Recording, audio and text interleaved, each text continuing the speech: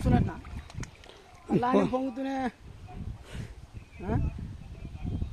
వస్తానని చెప్పిండు మరి సార్. ఇది వ్యవసాయం.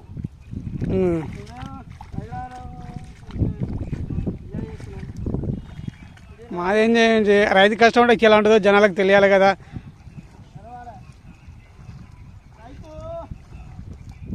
రైతులు ఎవరు లెక్క పెట్టరే. తీసిన బురదల నుంచి అన్నం తీసిన రైతు బురద బట్టలతోటి వాడికి వస్తే బురద ఉన్నది అని దూరంగా నిలబడాలంటారు, గరీబుకున్నామని అంటారు.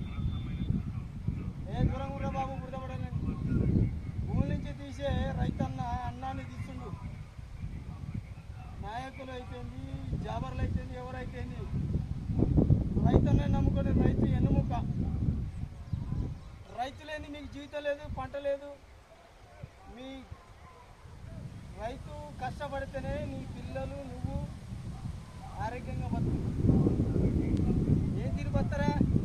రైతు అంటే రైతు గిట్టుబాటు లేదు, రైతుకు న్యాయం అనేది అన్నిటికీ అనేది కానీ రైతుకు లేదు.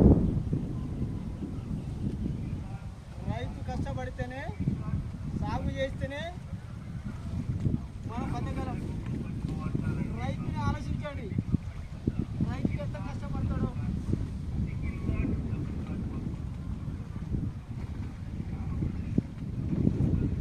మన జీవితంలో మన పని ఇది, మన వ్యవసాయం. మనం కష్టపడుతున్నాం.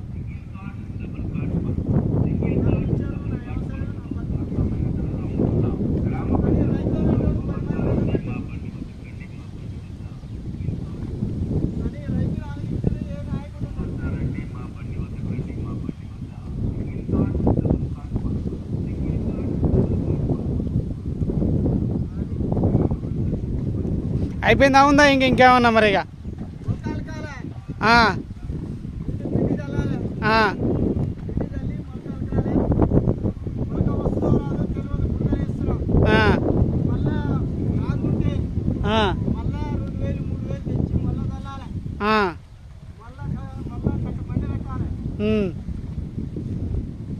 దేనికి మరి ఇట్లా దొన్ని ఇట్లా ఇట్లా నువ్వు అలా గుంస్తున్నావు? దేనికి గుంస్తున్నావు? నారు పోస్తున్నావు.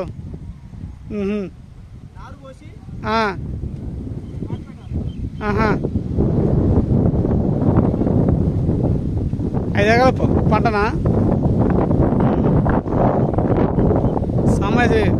సామాజిక అంటే ఏంటి?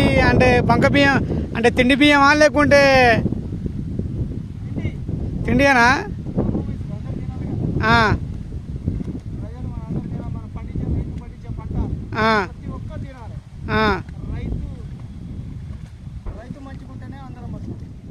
అవునవును, అది కూడా దేశానికి రైతు ఎన్నుముక్క అంటారు మరి. అది వాస్తవేనా? అది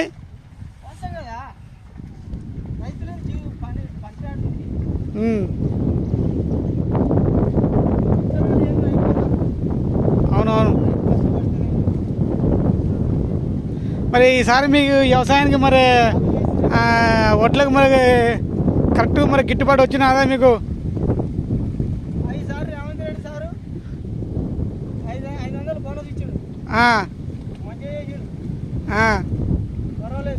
అంతేటవా? అంటే రేవంత్ రెడ్డి వచ్చినాక మీ వ్యవసాయం అంటే వ్యవసాయం చేయడానికి ఏమన్నా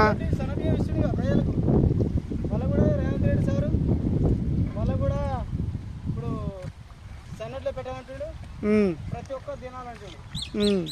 మళ్ళీ కూడా బోనస్ పెంచాలి సార్, మాకు పెంచాలని కోరుకుంటారు.